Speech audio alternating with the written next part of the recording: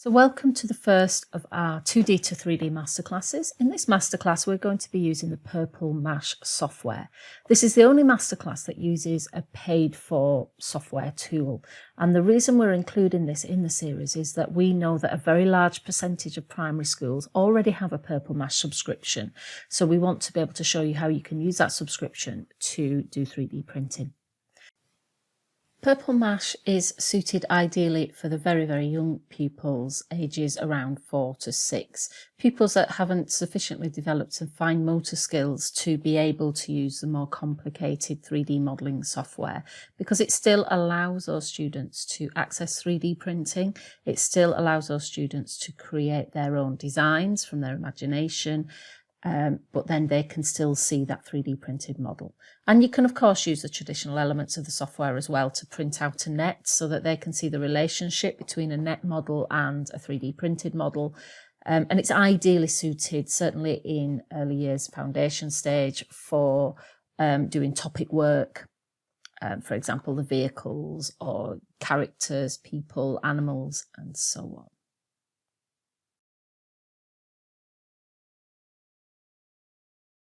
So I've logged into Purple Mash. This is the home page. And the first thing I'm going to do is click on Tools.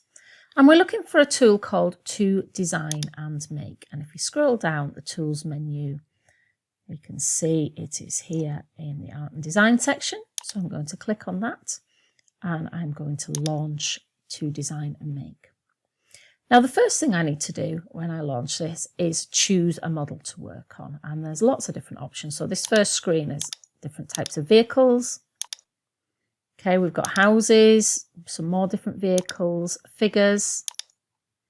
Okay, there's some sort of bears and rabbits and fish and so on, crowns.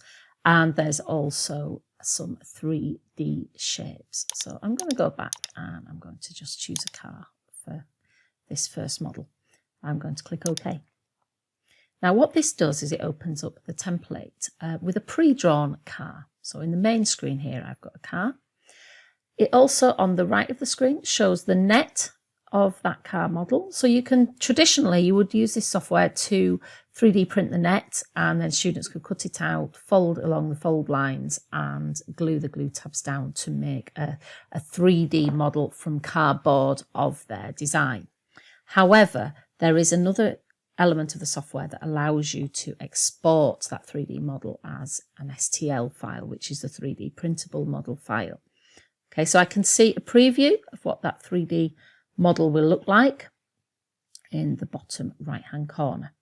And what I can do now is I can use these nodes here on the side and I can alter the shape of my car. So perhaps I want to make my car a little bit more aerodynamic, a little bit lower slung. Okay, so there we are. We've got some sort of sports car there. And as you drag each node to create the shape of your car, the net model changes and so does the 3D view. And when you're happy with that, if you like, the students can colour in the design.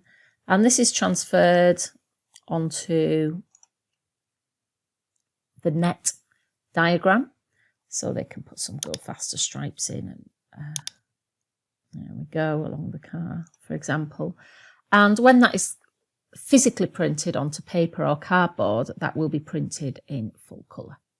However, just as a point of note, when you are 3D printing, the colour that you will be printing is the colour that's attached to your 3D printer. So any design that the students put on this, on the surface, will not be replicated in the 3D model.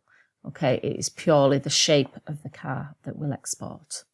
Okay, so I've finished my car design, and then the next thing I need to do is if I click on the menu in the top left-hand corner, I get this option to download an STL file. So if I click on that, I can choose a file name. So I'm going to put,